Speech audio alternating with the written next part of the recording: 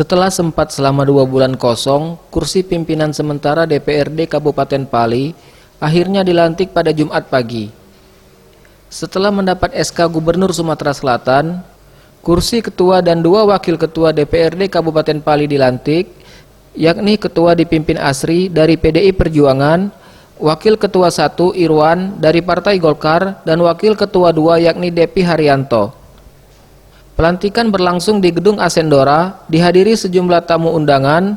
Ketua DPRD Pali, Asri AG, menjelaskan pihaknya akan segera melengkapi alat kelengkapan dewan sehingga para wakil rakyat dapat bekerja maksimal serta bersinergi dengan Pemkab Pali sebagai pengawas serta pengontrol pembangunan dan membentuk sejumlah agenda perda.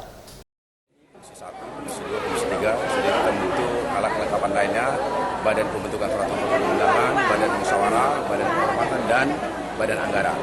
Setelah itu kita akan menyusun tata tertib sebagai pedoman kerja DPRD dan kode etik sebagai etika dan cara kami dalam melaksanakan tugas.